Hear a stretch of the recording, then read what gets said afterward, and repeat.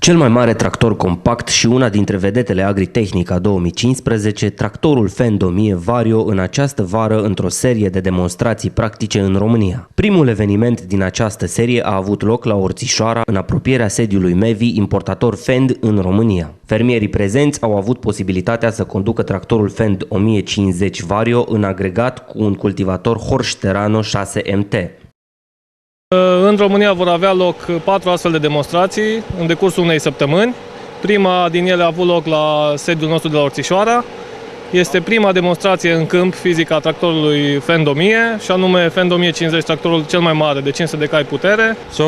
In Romania now we are in the second week of the demo tour international. În România suntem acum în a doua săptămână a International Demo Tour, ce va acoperi 8 țări din Europa Centrală, în fiecare țară câte 5-6 puncte de demonstrație, unde dorim să prezentăm tractorul în demonstrație practică în câmp. Am început în Ungaria, apoi Slovacia. Experiența este acum bună și cred că putem spune că este peste așteptările noastre. Am lucrat cu diferite implementuri, cele mai multe Horsch, pentru că sunt utilaje grele. Am mai lucrat cu Lemken, Gregoire Besson și Great Plains. Cele mai multe dintre aceste utilaje sunt folosite în mod normal în agregat cu tractoarele Challenger. Nu dorim să comparăm direct Fendt 1000 Vario cu tractoarele Challenger, dar experiența este bună și nu am avut până acum probleme cu forța de tracțiune în diferite condiții de lucru. Am avut soluri grele, ușoare, aici avem umiditate excesivă. Cred că cel mai mare avantaj este acela că putem regla presiunea în pneuri și putem balasta tractorul foarte bine, cu greutăți în față și pe roți. Puterea motorului prin noua cutie de viteze se transmite către roți foarte bine și rezultatele sunt excelente.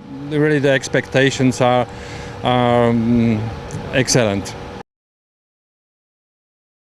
Seria Fendt 1000 Vario este tractorul compact ideal pentru lucrările grele și mai puțin grele și chiar lucrări de transport. Inima tractorului Fendt 1000 Vario este motorul MAN cu o capacitate de 12,4 litri și 6 cilindri. Acesta este un motor nou, testat și încercat în industria camioanelor, dar special adaptat și dedicat exclusiv pentru Fendt 1000. Motorul are o construcție simplă, un design compact și respectă normele Tier 4 final, turbocompresor VTG cu geometrie variabilă, îi asigură funcționarea dinamică și un cuplu motor mare în domeniul de turații mai mici. Cuplul motor maxim se obține la 1200 de rotații pe minut, iar sistemul Fendt ID permite o variație de viteză între 650 și 1200 de rotații pe minut. Motorul puternic și silențios este completat de noua transmisie fără trepte Vario Drive, o versiune a transmisiei Vario modificată pentru a putea susține puteri mult mai mari decât cele cu care s-a lucrat până acum și pentru un teren cu rulare complet nou. Tractorul poate fi optim balastat pentru fiecare lucrare, iar sistemul Fendt Grip Assistant, echipare standard, în combinație cu Vario Grip, sistemul de reglare a presiunii pneurilor direct din cabină, oferă operatorului un control ideal asupra lucrărilor efectuate.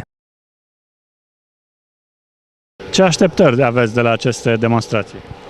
Demonstrația este făcută exact pentru a întări încrederea clienților pentru acest tractor, fiind un tractor nou, cumva într-un segment nemai atins până acum, și anume un tractor ce se încadrează între cele pe roți compacte și cele pe șenile sau tractoare articulate pe șenile și așa mai departe, datorită greutății lui și a puterii pe care o dezvoltă.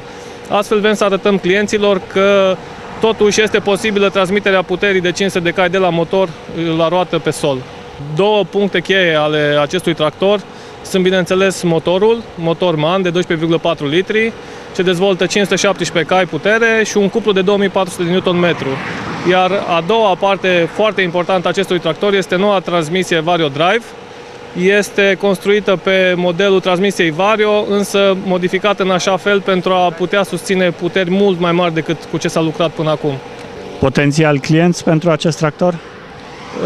Fiind un tractor destul de ușor de echipat, atât pentru lucrări grele, cât și pentru eventual lucrări de transport, clienții cărora li se adresează sunt poate de la ferme de dimensiuni mici până la ferme de dimensiuni foarte mari, unde se lucrează cu lățimi mari de lucru, unde poate e nevoie de tractarea unor remorci foarte mari. Till now we had only Până acum am avut numai reacții pozitive. Cred că fermierii sunt oarecum sceptici privind transferul puterii de la motor către roți, dar dacă văd că tractorul lucrează cu utilaje la fel de bine ca un tractor pe șenile, sunt surprinși. Producție de serie nu a început încă, avem comenzi direct de la clienți și contracte. Producția de serie va începe în luna septembrie. on September, the first September week.